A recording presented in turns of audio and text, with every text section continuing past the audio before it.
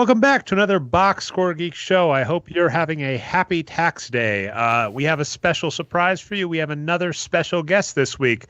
Professor at I forget your full pedigree, Jonathan, so I'll let you say that. But professor at UNC, Jonathan Weiler, co-author of the amazing book Prius or Pickup. Jonathan, I'll let you say hey. Hey, thanks so much for having me. Yeah, we've been really excited about this. For those that haven't listened to us promote this show a bunch, the Agony of Defeat podcast is one of our favorites, and Jonathan is a co-host of that as well. So just all in all, one of our most favorite people. So we are so happy to have you on the show. And then, of course, I'm Dre Alvarez, Nerd Numbers, and then with me, as always, is my producer, voice of God, man of many hat, Brian Foster. Say hey, Brian. Oh, what's going on? It's so great to be here with you guys. The NBA playoffs have started, Game of Thrones have started, but we're not talking about any of that tonight. It's not important enough, Trey. We've got bigger fish to fry tonight. It's so great to have both of you here. Well, to be fair, we're recording this going into Game 2 for the 76ers versus the Nets. And, of course, in the first round so far, we're only about a game into the playoffs as we're recording this show. And, of course, there's been pandemonium. Outside of your Warriors, Brian, none of the series are kind of going like the pundits expected. I would say your Bucks won by like 40, though, right, Trey? So that was to be fair, as is par for the course. Blake Griffin out injured immediately. Oh, and Detroit Pistons are incomplete. So, obviously Giannis, if he's trying to pad his stats for being an MVP candidate, just the absolute route. But we're only one game into the playoffs. I'm already seeing lots of prognosticators explaining how they were right or wrong because a lot of games didn't go the way they were supposed to. So we'll revisit shortly. We figured there are better uses of our time. Quick, can I just interject quickly? I have not seen a lot of Milwaukee play this year. I watched a little bit of them last night. The ball movement was amazing. That's a fun team to watch. So first off, my take, and I'm remiss because I'm behind on writing articles, but this was an article I was thinking of writing, which is why the Milwaukee Bucks should sweep the awards, and more accurately, I think Giannis should sweep Most Improved, Defensive Player of the Year, and Most Valuable. I think he deserves all three. Honestly, but Budenholzer came in. One of the things this team did that is remarkable, it's in the numbers. Last season, they didn't really take a lot of threes, and I guess there's even some behind-the-scenes stuff that said he has various parts of the court where he says, take threes from this. Everybody on that team takes threes outside of Giannis, and of course, Giannis he's a wrecking ball. He can go straight at the hoop. So that team is amazing. I'm hoping they get at least one playoff series I'm excited about because I have not been I don't really care about the Pistons. But yeah. All right. So as mentioned, so what we're going to talk about because they're kind of in your backyard directly, Jonathan, is you were a fantastic book that I finally got through. I listened to the audio version of it. It was one of the most fascinating reads I've had recently, called Prius or Pickup. And I wanted to pick your brain about it. And then, of course, since we are a sports show related to sports. Oh, sorry. Yeah. And Jonathan, for those that don't know, Max just hated it. So he is on an iPad. So we really appreciate that. So sorry if there's a little wonkiness with the sound. Then, of course, we're going to talk college scandals, which is something you're familiar with. But I'm surprised that we're going to be talking not necessarily related to UNC and NCAA. We've got other stuff going on. And then we're going to give you a little bit of optimism, maybe, Jonathan, with talking about the Knicks. I feel bad for you that you're a Knicks fan, but maybe this future. Okay, so first off, hope you're okay with this, John. I'm going to at least say for anybody that hasn't read or at least heard it, we're going to do some kind of spoilery for Prius or Pickup. I definitely say it's worth your time to pick up. It is a 9-hour audio book. If you listen to it on 2x speed, you can get through it in about 5 hours. It flies by, an amazing book. I've got to ask at least a question to you, Jonathan, if you want to give kind of your own summation. I know it's probably par for the course. You've been on much bigger venues than the Boxscore Geeks show to talk it. CNN a few times, right, if I recall, and a few other shows. Yeah. But if you wanted to kind of give your 2 cents on it, and then I'm also curious how the reception has been, especially since Me too. You kind of wrote it, I think, in the book. It was right at the start of the Mueller report. So how's it been the year after, basically, since it's been released, and how the world's been? Yeah, so I'll start with a summary, a quick summary, and then we can talk about whatever parts of it you want to talk about. And then I'll talk a little bit about the timing of the release, not only in terms of the Mueller report, but in terms of the Kavanaugh hearings, which were basically going on when the book came out, and other sort of interesting factors that I think in some ways affected its reception. But so the basic argument of the book, I mean, to back up, my co-author, Mark Hetherington, and I, and by the way, Beto O'Rourke was at UNC today. He was on campus. And Mark and I both went to see him speak, mainly for the purpose of putting a copy of Prius or Pickup in his hands. Oh, nice work. If we could get close enough to him. And on his way out, when he was shaking hands, he walked by us. So Mark put a copy of the book in his hands. And nicely done. Nicely done. He immediately handed it off to a staffer. So we'll see what happens. But we were glad that we were able to make the exchange. So Mark and I wrote a book 10 years ago, an academic book called Authoritarianism and Polarization in American Politics. And that book was about how personality, as in personality type, can help explain political polarization in the United States. We said there are these two broad personality types, authoritarian and non-authoritarian minded individuals, who had over the previous 20 years or so sorted themselves out between the Democratic and Republican parties, so that the bases of the two parties were now anchored by these really different ways of thinking about and seeing the world. And that was giving polarization its particularly intense, visceral, angry, and acrimonious quality. And that book, got a nice reception in academia for the first few years. And then in 2016, when Donald Trump emerged as a major candidate, the book came to the attention of a much wider audience because people were trying to figure out how the hell did Donald Trump emerge as the leading candidate for the Republican nomination. And our older book seemed to help explain why. And that led to the new book, which is a more popular book meant for a larger audience, in which we really extend and update the argument from the first book. And in a nutshell, we use these 4 questions. We didn't come up with them. They've been around in social sciences for a long time now. We use these 4 questions about what people think are the qualities it's most important for children to have. And what's fascinating about those questions is how people answer them.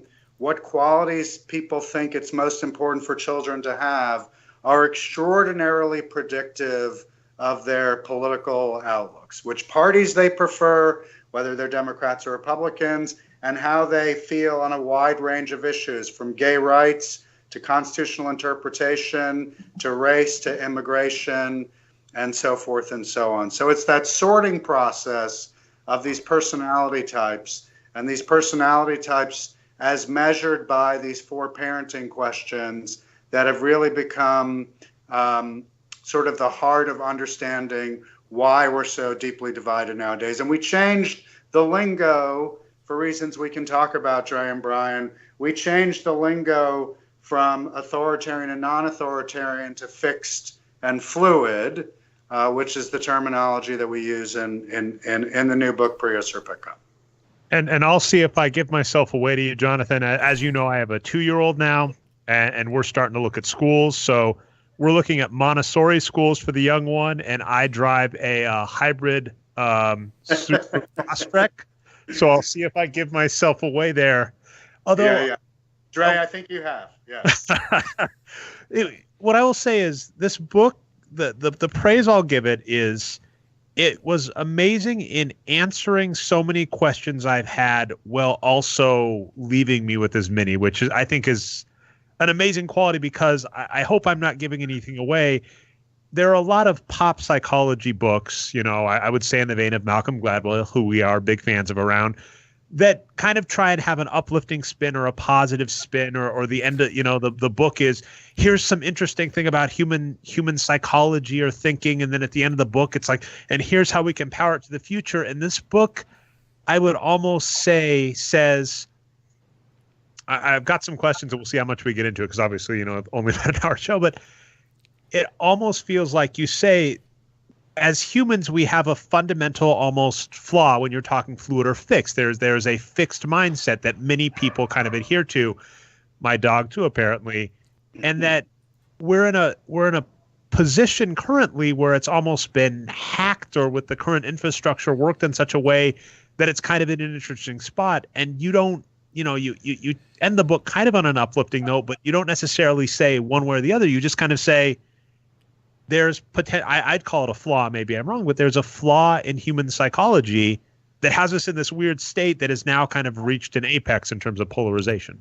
Yeah, I mean, one question that we've both gotten many, many times when we present our argument and the research that, we think backs it up pretty well is, okay, so that explains why we're so divided, but what are we going to do about it?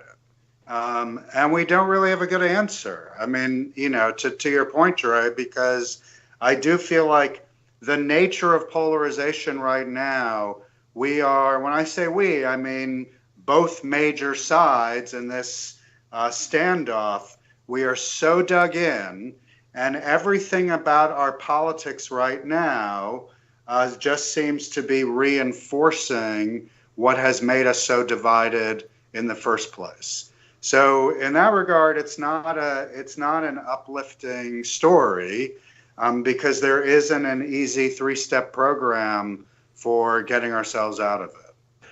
There were two amazing things I want to say about it. One thing that you pointed out that really broke through and explained it to me is you said that the two sides, right, when you're talking fixed versus fluid, are essentially seeing different worlds. Yes. Which I think it was really put a lot into perspective. And for me, one thing that's obvious. So I live in Wisconsin. I'm Hispanic. And it's very bizarre to live in a state that essentially, I get so sick of terms like illegal immigrants. I hate the term illegal. I hate how that's caught on. What I would say about Wisconsin, and this is just known about the economy, is it's a dairy, it's widely known for dairy. Yeah. It's a farming community that usually does rely on a migrant population because it's seasonal work. So you basically need a group of people that are willing to come in for seasonal work, which, has traditionally been a lot of immigrants. That is kind of one of the bedrocks. And for whatever reason, the United States, just in the past, 50 years, has moved away from training that type of person or making that type of job appealing. So one of the staples of, we're called America's Dairyland, that's on all the license plate. One of the staples of that requires a migrant population of essentially farm workers, and they are scared as hell of that. And they have repeatedly voted against their own interests. California, I know, for Republicans in California are similar, where you are seeing a completely different world than other people are seeing, and possibly even that really exists. And I think another key, what I like about the term Prius or pickup, is talking to some people about environmentalism. A Prius isn't really an effective way to combat global warming or climate change. So I love that point where they're viewing a world that may not even be there. The fears that they have may not be real. And I mean, obviously, knowing the side that I'm on, as I mentioned, driving a hybrid car, the one fear I have is, I could be wrong, could be off base. It does seem like one party views a world that is much more disparate, and their response to it seems slightly more aggressive and terrifying. And I say that as, a person with Hispanic last name who has to deal with a world where increasingly I'm seeing them get scared of Hispanics.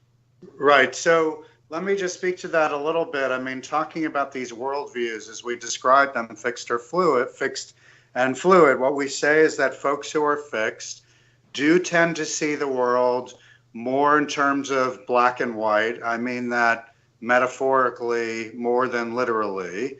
And they are wary of change and wary of difference. and they're just very comfortable with the tried and the true and the familiar and what they've always known.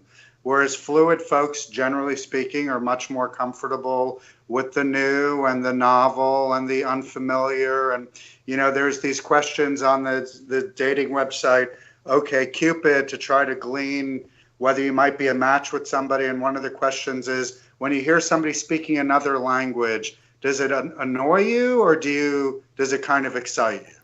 And I think that question sort of exemplifies well the differences between the fixed and fluid and how they either embrace or recoil from that which is sort of different and unfamiliar. So that wariness about the new and the unfamiliar, I think, captures well why fixed folks in particular are just wary of not just immigration, but what they believe immigration represents about what America is becoming. So we tell a story in the book about a poem that President Trump has been telling on the campaign trail since he was a candidate.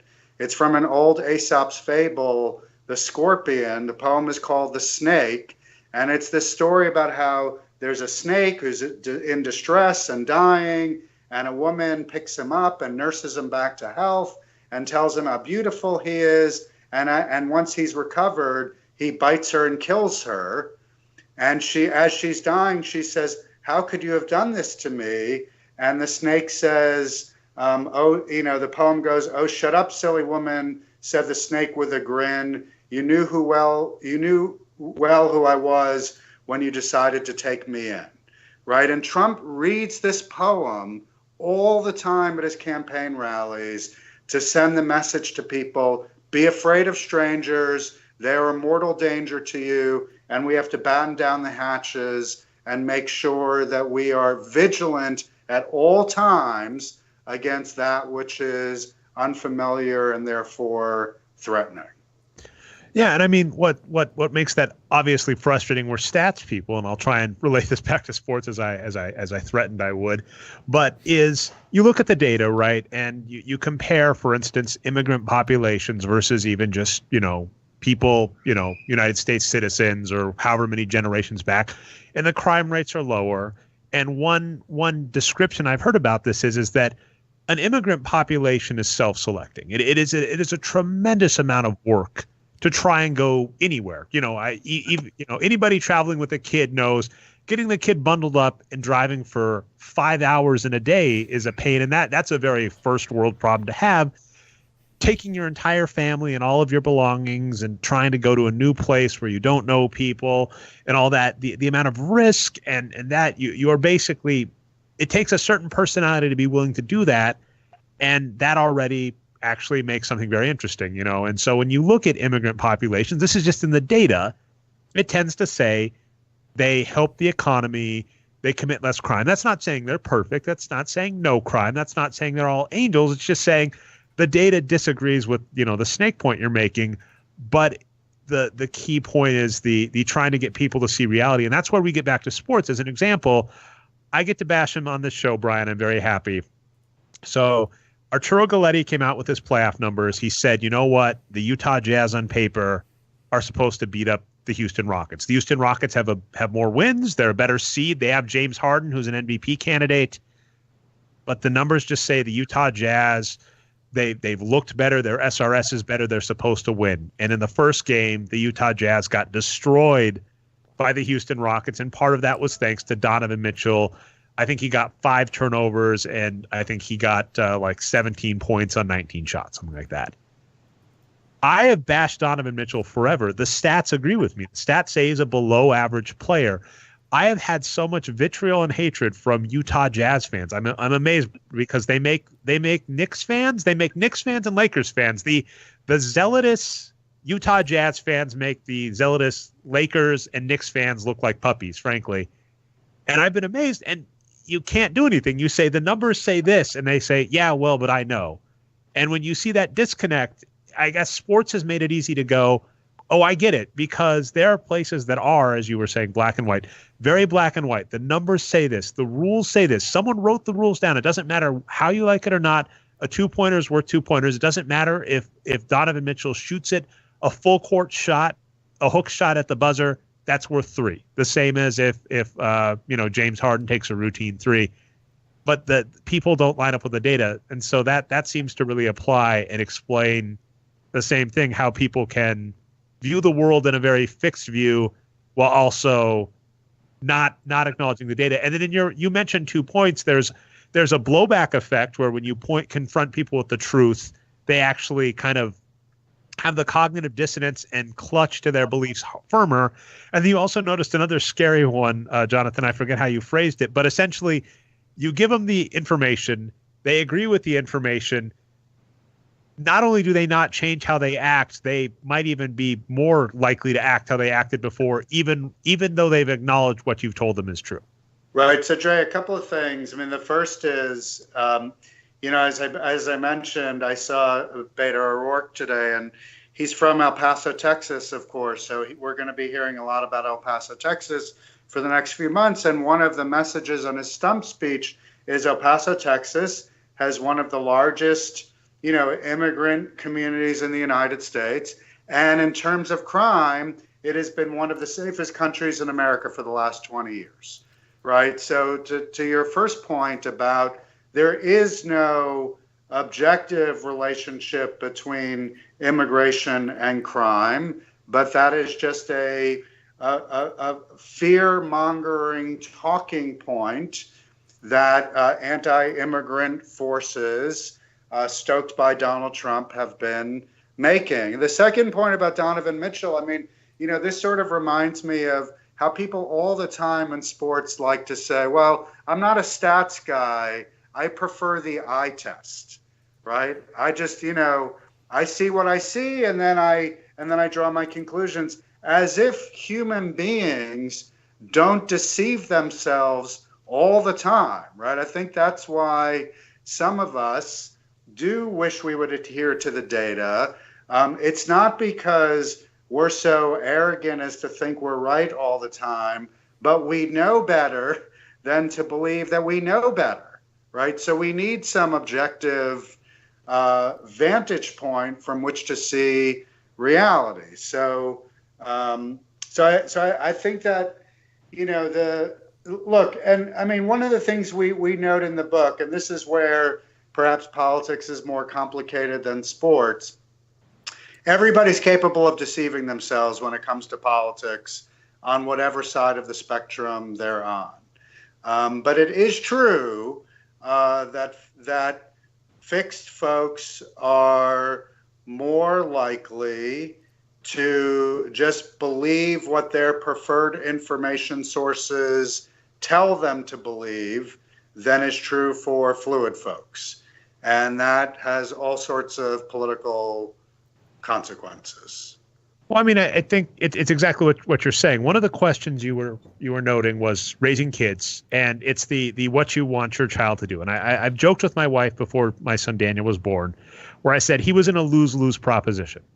Because I said, as a child, if he didn't basically have an attitude and kind of talk back and wiggle around things. One of the stories from my childhood, my mom likes to give me is I was going to bed and I was saying, hey, I'd really like some jelly toast.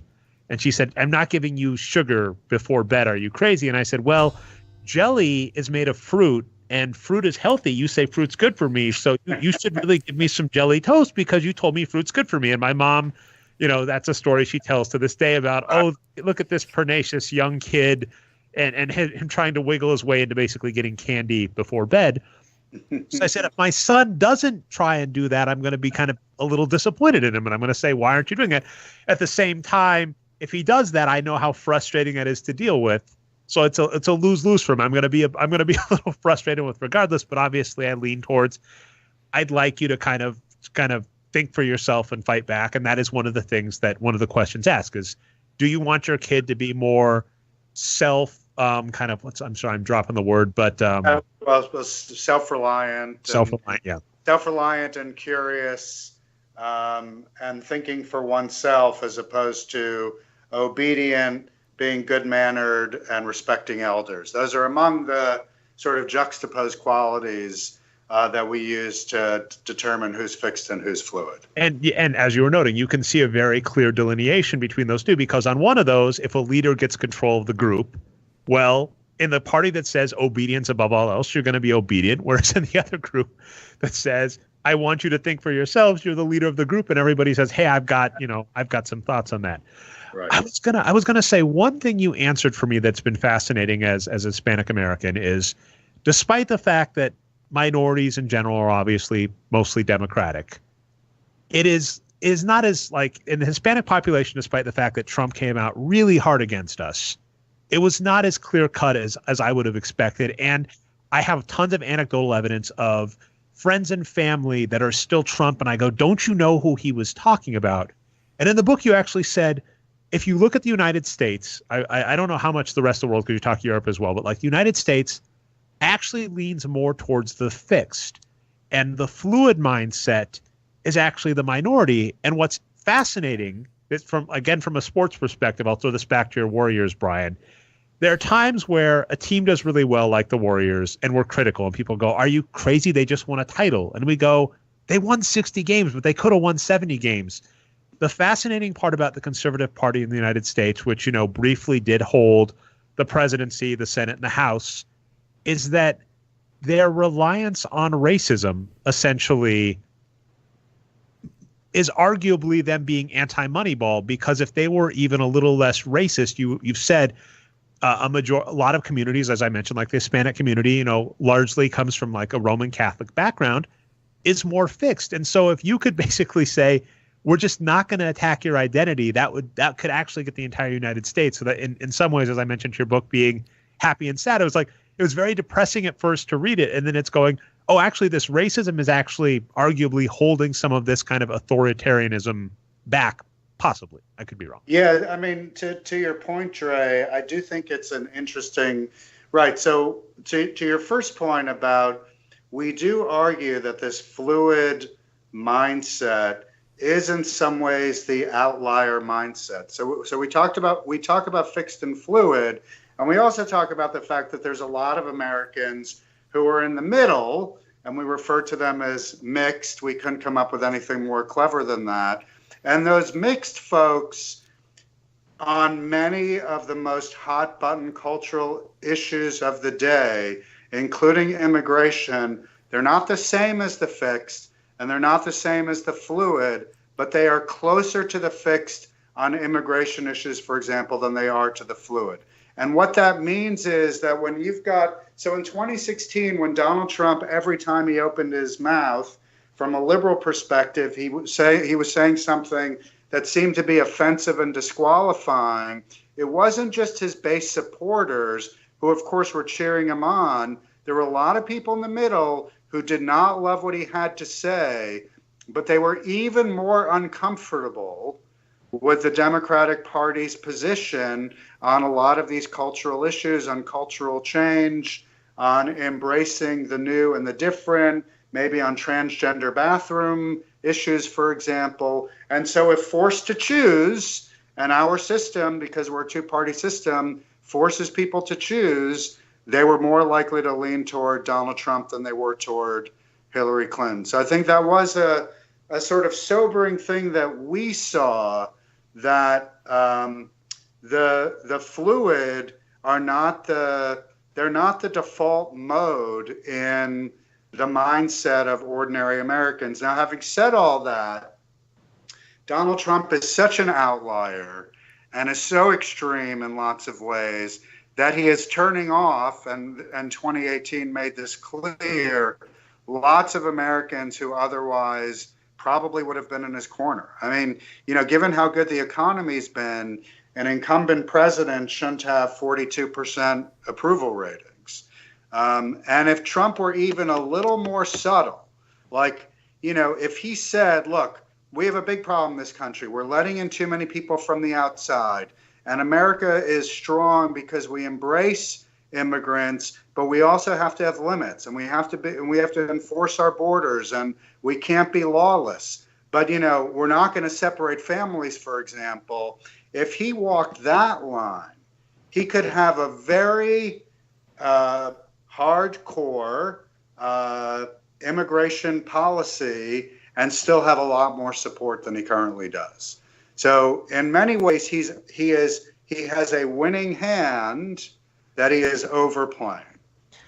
I'm going to try and do like 3 more things on this. I mean, I could go for many, many hours, but I also know that in terms of outliers, it's a bit outside what we normally talk. And I want to talk some sports too. But one thing I wanted to ask about, actually, it's interesting, is someone we've talked a little before, and I figured I'd want to get it front and center because it's odd to me, is Jonathan Haidt, who wrote the book, The Righteous Mind, which I really enjoyed.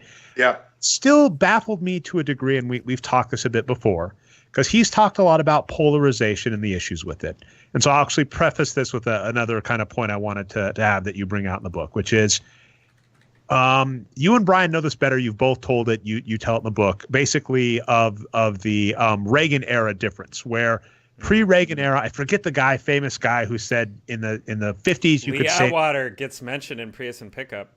Yeah. Yes, that's right. Lee Atwater, who was the brainchild behind the George H.W. Bush campaign in 1988 with the Willie Horton ad and all of that. So he came out and basically said, we used to be very racist. Basically we could just embrace racism as a ticket. And it kind of went to the dog whistle area. And this was like the Reagan era. And this is a lot of the welfare queen and all that stuff. Yep. So it goes to the dog whistle. And what you noted is, well, we've been divided in this country for many, many years. This country has issues with race. We bring it up all the time on the show, and it's just the truth. And I hope we reach a point in the near future where it's kind of like Alcoholics Anonymous, where we at least get to step 1, acceptance, and then we can kind of move on. But what's fascinating is you said we've always been divided, but when we hit this dog whistle period and kind of divided into the polarization, the disparity between that jumped even higher, because it used to be people would go, the metaphor you use is marrying a mixed race, right? So you said how uncomfortable someone would be with their child marrying someone outside of their race, which, is an interesting issue. And then now you got to the point of how uncomfortable they'd be with someone marrying the other party. And we've reached the point where the dog whistle separation has people more polarized than overt racism did, 50 years ago, which I find incredibly fascinating, and was wondering on your thoughts there. And then I was going to compare it to Haidt in just a second. Yeah. So, no, right. So, right. We have this data in the book. In 1960, this question was asked, would you be, if you're a Republican, would you be uncomfortable if your child married a Democrat? And if you're a Democrat, would you be uncomfortable if your child married a Republican? And it was like 5% of each said they would be uncomfortable if their kid married somebody from, identified with the other party. And as of 2010, it was like 50% for Republicans and 33% for Democrats. And if we ask the question today, there's no doubt that the numbers would be even higher.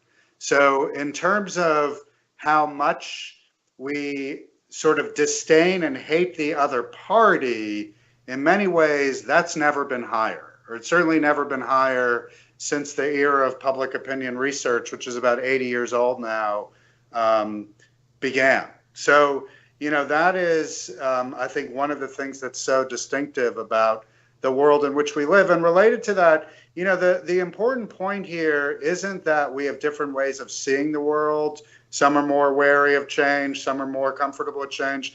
Those differences are not new necessarily, but their concentration of those worldviews, each in their own party, that is what's new.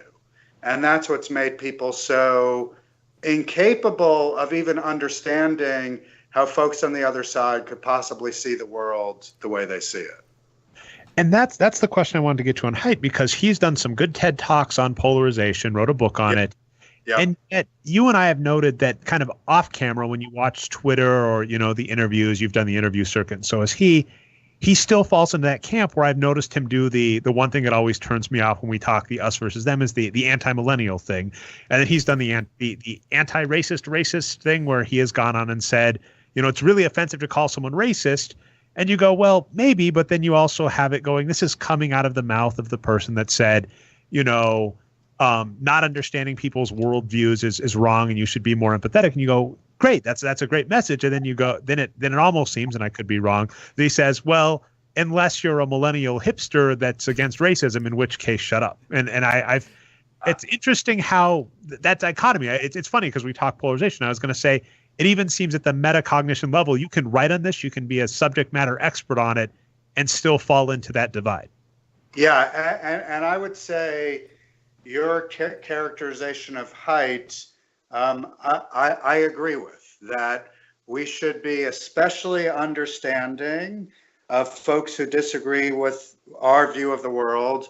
We liberals should be understanding of conservatives and their view of the world. But we do not need to afford that same consideration to, as you say, hipster, liberal millennials. That they don't actually deserve that. And maybe, I don't know, Haidt has been a university professor for 25 or 30 years, and maybe he's just getting tired of his students. I'm not sure what explains that, but I do find that to be a frustrating. It feels to me like a disconnect in the way he talks about these issues. Well, I mean, and like I said, one of the things that makes it extra frustrating is this is someone that has studied it and researched it and says many of the right things. One of his TED Talks, he says, we've got these issues that we can all agree on, and it might be important, as a society, global warming and climate change. I think you were noting that we're starting to see some of that. Might be a big enough issue that people are just saying it's important. And I actually saw some Pew Research polls on Twitter that floated by that said, even now Republicans are starting to tick up and going, this is a major issue. I'm in Wisconsin. We've had some major flooding. Parts of Green Bay were completely underwater and undrivable. And that's obviously the coast. We're used to the coast and hurricanes. Yeah. We're at the point where, middle America is getting hit too and going, okay, we've got to think about this. So we might be reaching that point, but it still seems interesting where even studying it up close, even, we still see the divide, which is interesting. I was so here's my last point. I'm going to see if I can nail this point. I'll get a grade from you and Brian.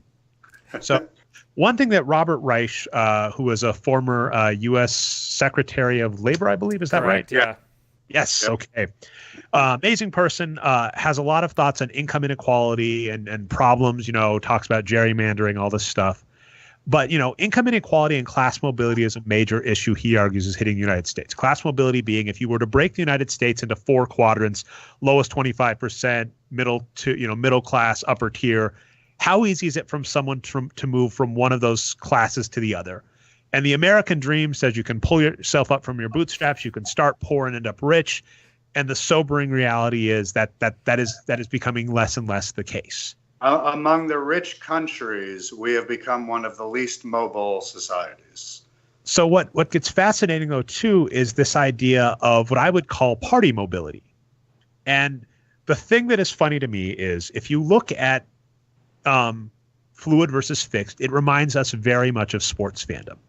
That to me, it seems very much the same. As I was mentioning, Donovan Mitchell, we're going to talk the Knicks maybe a little where, you have Knicks fans that are cheering on the Knicks and you go, you guys have won one playoff series in the last 20 years. Get over yourself. You're nothing special. That, Kristaps Porzingis is not good, all this stuff. Although we'll see what happens in the future.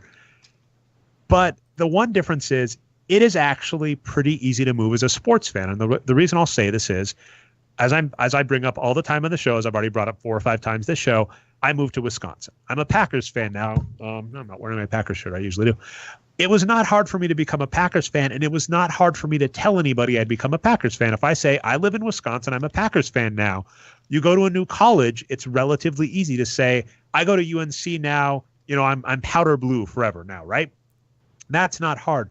It is incredibly hard, though, to switch political parties. The party mobility is difficult, and that seems to be one of the problems facing it. So as I was mentioning, to compare it to sports and to income inequality, mobility is huge. It is really easy as a sports fan to be mobile. You can give lots of reasons to why you've switched teams, but it is really, really hard in this country to say, I used to be a Republican, now I'm Democrat, even if it's just for this election. I used to be Democrat, now I'm just Republican, even if it's just for this election.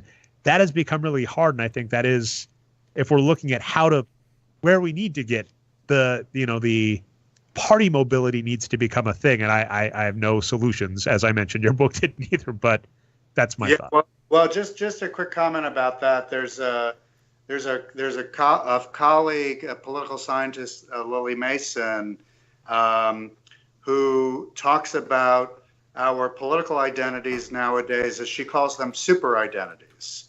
And those super identities are such that we're so entrenched in our way of seeing the world and it's so central to our self-understanding that we really can't change. And one of the points we tried to make in the book was it's not just that our political preferences are so distinct, it's that all of our preferences outside of politics, again, this is the point of the title of the book, the cars we want to drive, the food we like to eat, the kinds of places we like to live, big urban diverse versus suburban or rural and quiet and staid and familiar. All of those preferences only reinforce the main identity in a way that entrenches us and digs us in further and makes it, again, impossible, to use your metaphor of mobility, makes it impossible for us to move. No, I'd agree with that. And Brian, did you like my take? I like validation. No, I loved it. You've been doing great with all your questions, Dre. I approve. Okay, so I as mentioned, I could talk forever, so much longer, but we're already approaching our time, so I'll get us onto some more sports talk.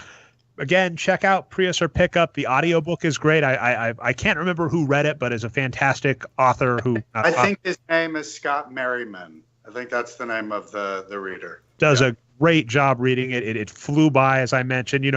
I pre-show I compared it to a Black Mirror episode. So if you're a fan of the show Black Mirror, get yourself in that mindset. Twilight Zone. It's not going to make you feel amazing, but it will give you lots of thoughts, and it is super, super relevant to nowadays. So definitely check it out. Another thing that you have written a lot about, been an expert on, Jonathan, is basically NCAA kind of college scandals, paying athlete scandals. Part of the reason is as you are a professor at UNC who has been the focal point to many college admission scandals, college paying scandals, college bribery scandals.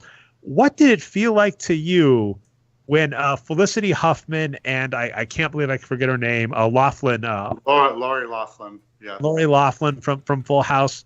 What did it feel like when there was a major college scandal involving the NCAA and the punchline was it was like Full House and Desperate Housewife actresses being at the center of it? Well, I'll tell you one thing that I have to say felt good about it was here is one scandal that did not involve UNC at all, which is nice because the last few years it feels like we've been at the center of so many. I mean, the interesting thing about that pay for play scandal, these rich parents who are getting their kids into college by developing fake athletic profiles for their kids so they can get them through the back door of the easier admissions processes that athletes often go through is, in some ways, all it was a slightly more perverted form of our already perverse higher education system, right? Where, somebody pointed out, Jared Kushner got into Harvard because his father wrote Harvard a $2 million check. And someone wrote a book about it even years ago, right, before exactly. Kushner even became relevant. That's right, Brian. Someone wrote a book about it. And there's nothing illegal about that at all, by the way. That's fine. So what wasn't fine was these slightly less wealthy people fabricating admissions applications for their kids, including their athletic profiles, so that they could get into the schools of their choice. So in some ways, it just feels like it's, speaking of a Black Mirror, it's just holding up a Black Mirror to our totally effed up, incredibly unmeritocratic system of higher education. Yeah, and I that sums it up perfectly. And then another one, it's funny because UNC was adjacent to it, but still nothing to it. I just have to ask, what was it like with Zion Williamson? So we've recapped this a few times on the show. Zion Williamson, the number one recruit, is going to go number one as long as he passes the physical. He declared for the draft. Breaking news, Dre. Yes, he declared for the draft today. Right, that's right. So, and that means he's going number one for sure.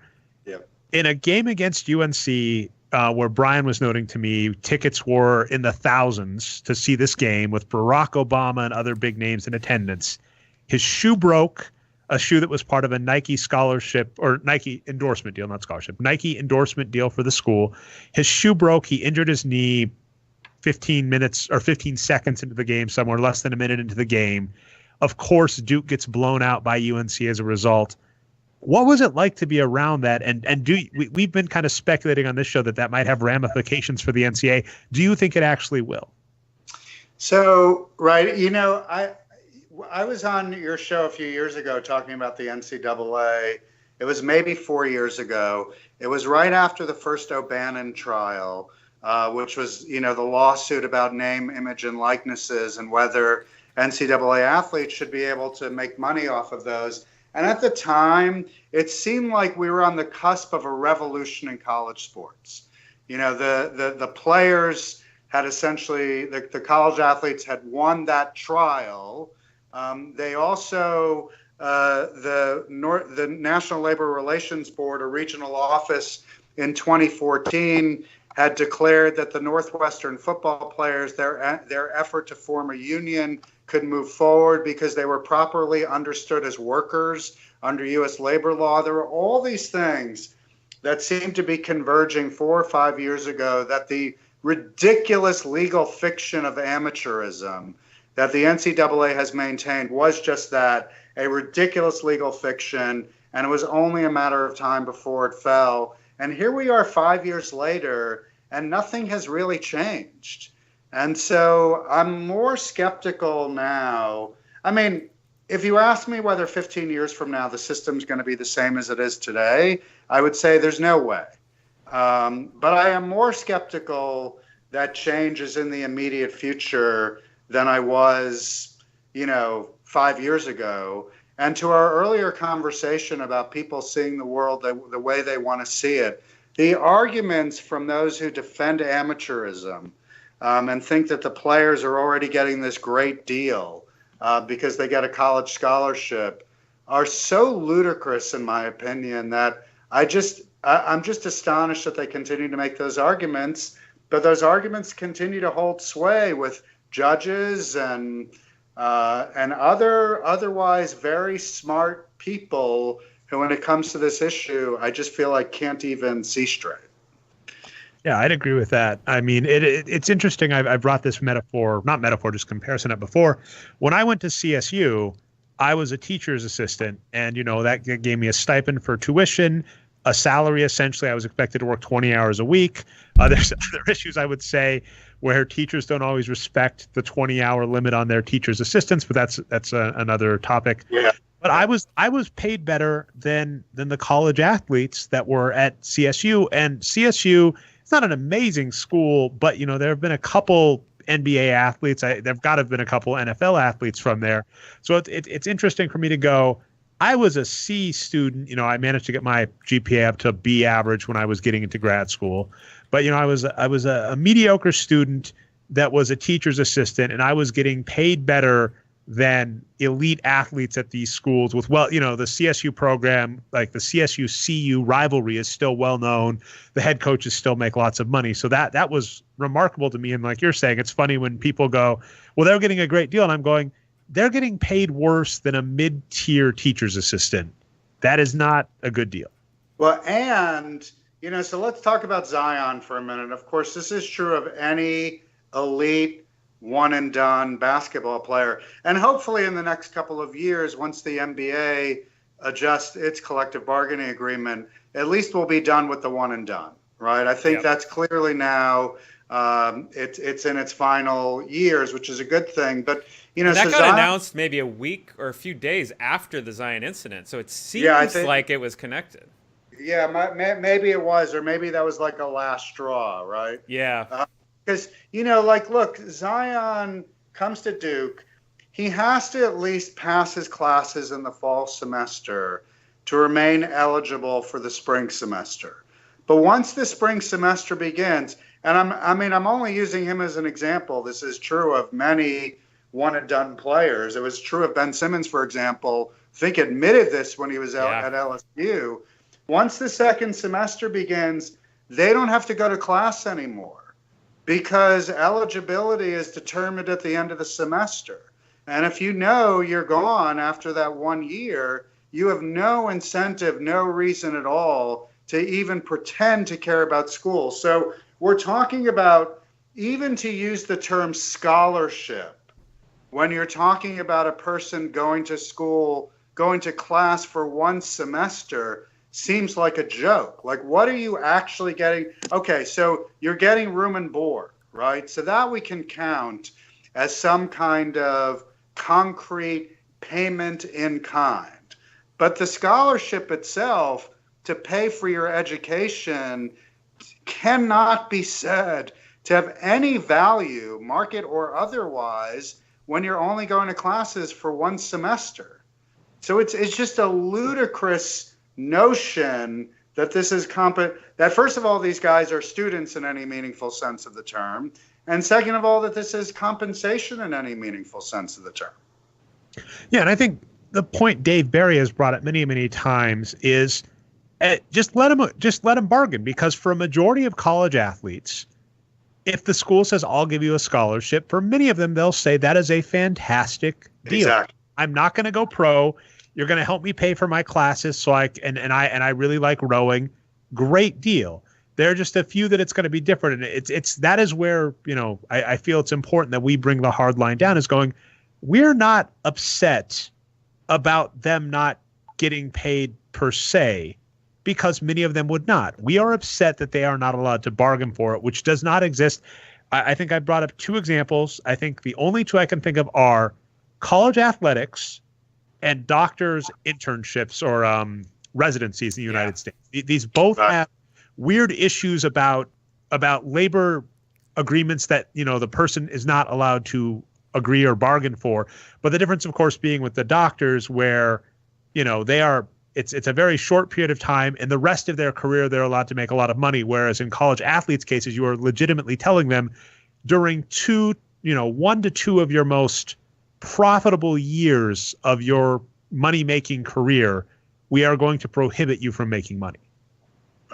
And we're going to prohibit you from making money, not because we actually have interests in mind, but because we ourselves, the people who run that entity, whether it's the NCAA officials in Indianapolis, the athletic directors, or the coaches, we are going to pocket that money instead, right? That is where that money is going, because it is not going into the pocket of Zion Williamson or Nasir Little, who is a UNC one-and-done player this year, or RJ Barrett, or whomever else you can think of. It just feels like rent-seeking in a way, right? Like in the most basic...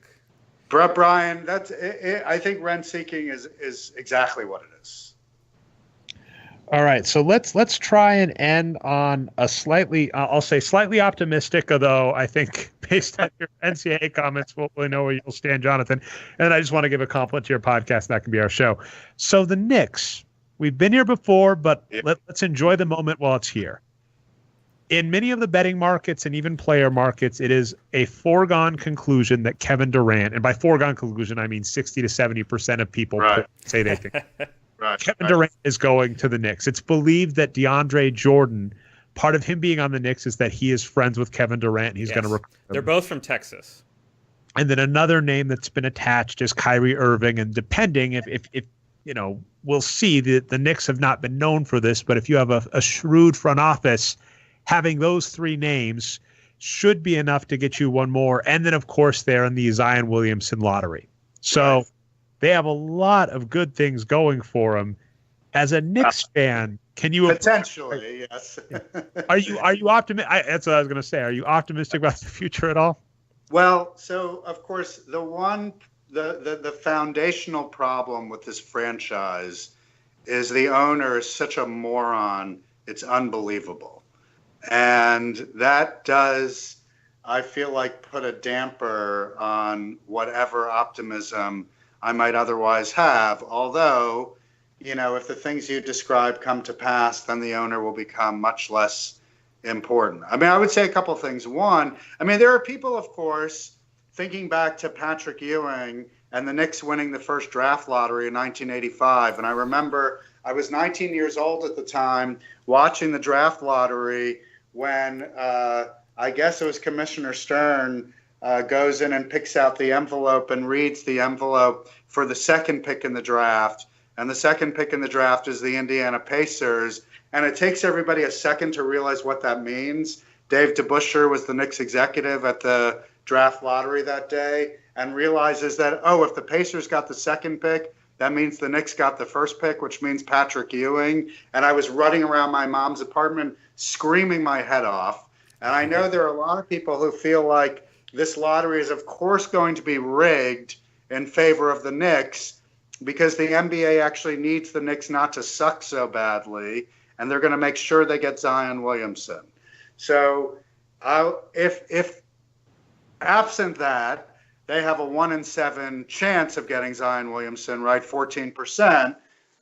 So, it's more likely than not that they wouldn't. If they did get the first pick and they get Zion and Kevin comes and Kyrie comes, then, how could you not be optimistic at that point, right? That's got to be a 55-win team almost without any other player. And then, as I said to you guys last night, in spite of ourselves, we made a miraculously good pick in the second round of the draft in 2018 in Mitchell Robinson, who looks like he could be unbelievable.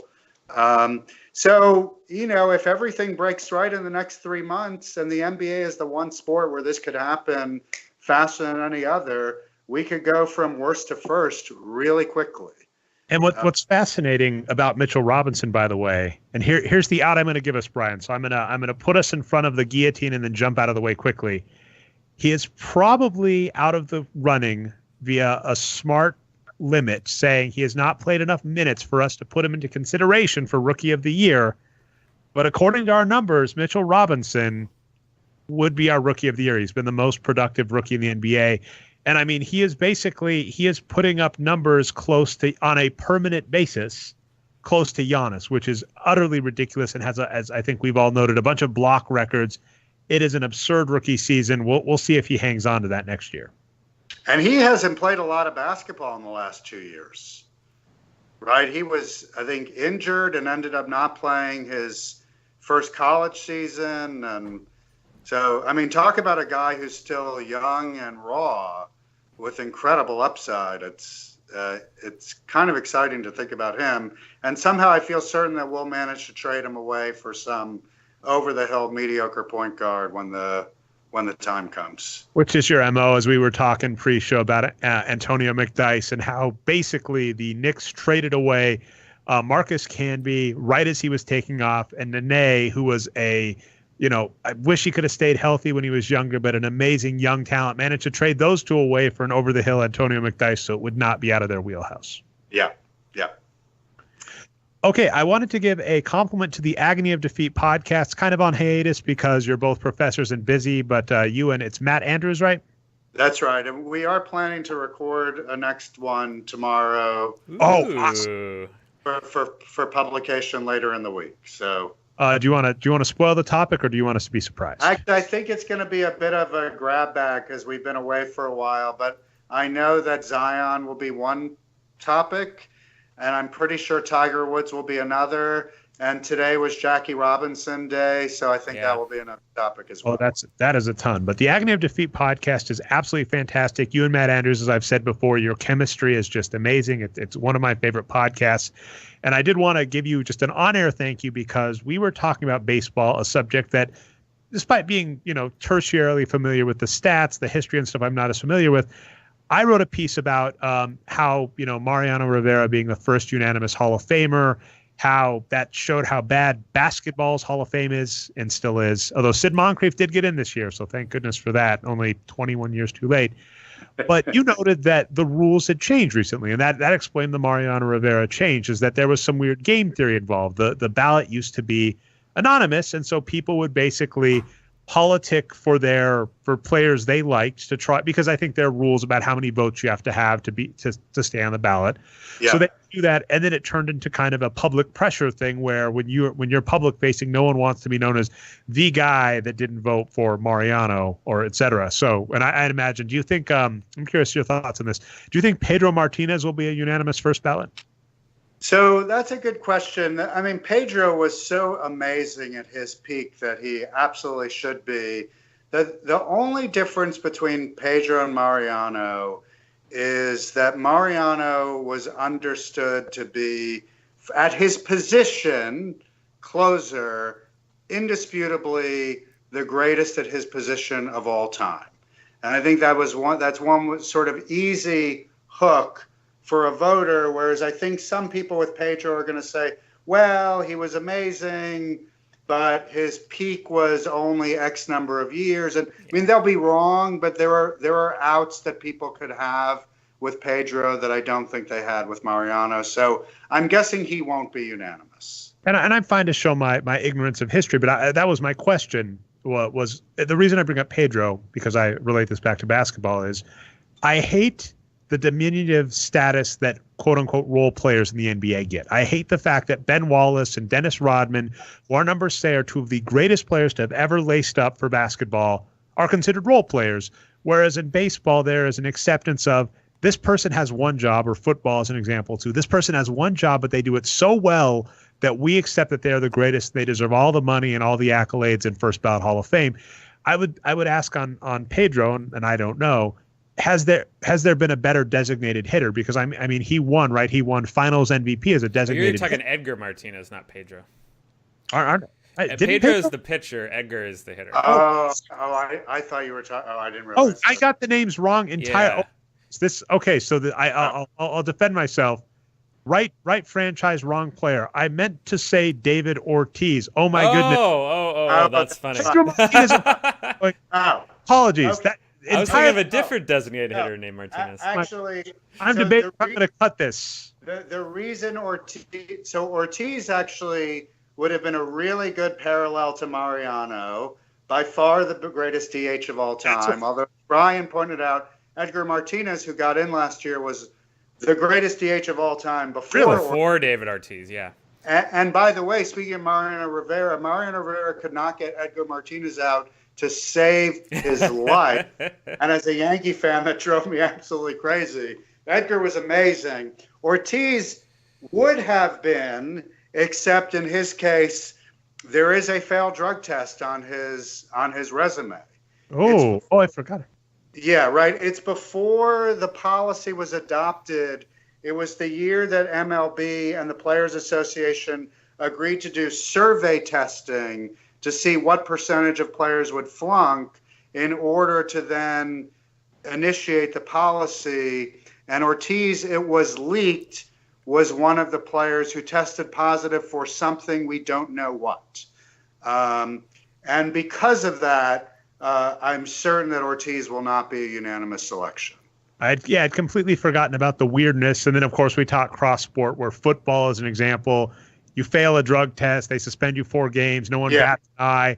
They're like, oh, my goodness, how quickly are they going to Hall of Fame? Whereas in baseball, there is that. Then, of course, I think Larry Walker has the Coors problem. So there are all these arbitrary things in baseball. Right. So, even Pedro Martinez, who you weren't trying to talk about, Dre, I bet he's going to have some problems just because he had the reputation of the headhunter, right? Like, for some reason in baseball, you're allowed to throw at people's bodies all day and people think that's fine. But if you throw at the head, they get mad, rightfully so. So he might have a problem there. Yeah, and as I said, Pedro will get in. Yeah. He was great.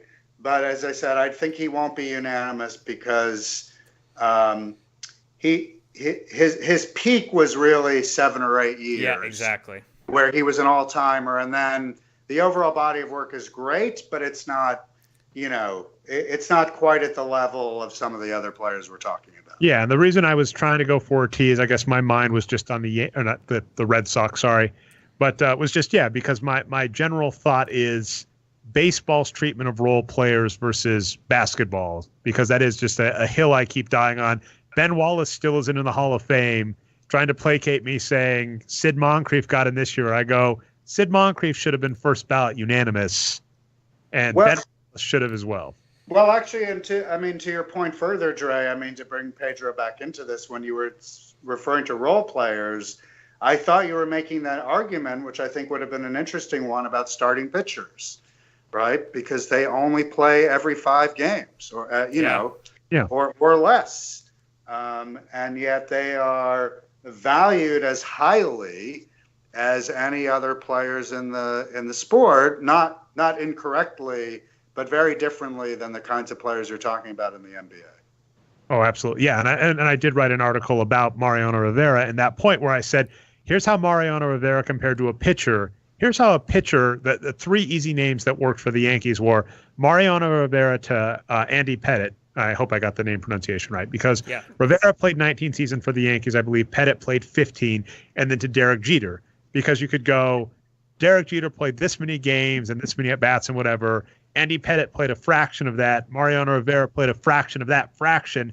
And yet of the 3, one of them got into the Hall of Fame, first ballot, unanimous, and the other 2 won't. No, and you're right on about that, because, closers during the regular season, they are overrated, right? Mariano in a typical year would pitch 70 innings. What I think people don't appreciate is in the postseason, you could use Mariano the equivalent of an inning a game in the postseason, which would be like a 162 inning regular season. And at 162 innings, Mariano is like Babe Ruth, right? So the postseason value jumps tremendously. The regular season value is, I think, overrated. All right. Well, I'm so glad we managed to get through all the topics. I know it's more of a dour and political episode, which I know is what Brian likes, but don't worry, next week we'll be back with playoffs. Hopefully the Nuggets get their head on straight and we can be more optimistic. Anything else you want to plug or say, Jonathan? We'll make sure to repeat some of your places where to follow you and all that. So you guys can talk about this next week if you want. There's a type of player in the NBA who I will never understand why they don't get more playing time. You probably can imagine the type of player I'm talking about, but I'm thinking specifically of Ed Davis, who's a UNC guy who plays for the Brooklyn Nets, who's an incredibly efficient player, great rebounder, high percentage shooter, and for some reason in his NBA career, the Nets are actually playing him a little more now, but he only gets like 20 minutes a game, and I just don't understand why players like that are so underutilized. So maybe you guys can talk about that at some point. And I do believe he would get, I was looking at that first game where they snatched one away from the 76ers. I believe he gets game ball when I was looking over his box. He played well in that game. Yeah, didn't he have like 17 rebounds in 25 minutes or something? It was like 12 points on 5 for 6 shooting, 17 rebounds. Yeah, game ball, absolutely. Yeah. I can answer that really quickly. Rebounding is still vastly underrated in mainstream NBA analysis, and points per game is still vastly overrated, despite people claiming it isn't. It really is. Yeah, right. All right. Which is kind of amazing, but, to our earlier point, people are dug in about their worldview, and That's right. Facts be damned. All right. Anything else you want to say, Brian, and then I'll close us out. Oh, no, just real fast. I admitted this to you guys on the pre-show. I've not finished reading Prius or Pickup yet, but I've been loving it so far. And one thing I did want to add on that conversation is actually, Professor Weiler, you guys have a lot of you guys aren't totally anti-fixed worldview. It's actually useful, and you need that to protect yourself, right? But you can't go so far. So everyone read the book. That's right. It's great. That's right, Brian. Yeah. So it's a lot. It's not just what we talked about today. There's a lot of other sides to this book. So I really recommend it. And to me, so Dre, you you have a common problem with certain pieces of writing that this is all words and no numbers, right? And when I was reading this book, I felt like you guys had the opposite problem. You had so much data that you were going to write World and Peace if you weren't careful, and it felt like it was such a challenge just to pare down all that data and put out a very well, book that's fun to read. So anyway, I loved it. Thank you for being on the show. Thanks to both of you guys. I really appreciate it. And yeah, you can follow Jonathan Weiler as John Weiler on Twitter. And then, of course, look for the Agony of Defeat podcast. It's really easy to find if you have any type of subscription service to podcasts. There'll be a new episode out, and it's easy to catch up on, a great podcast that you should listen to. Thanks again for listening. This has been the Boxscore Geek Show. Dre Alvarez, a.k.a. Nerd Numbers, Brian Foster, Boxscore Brian. Last time, Jonathan Weiler, John Weiler on Twitter. Thanks so much, and we'll see you next week.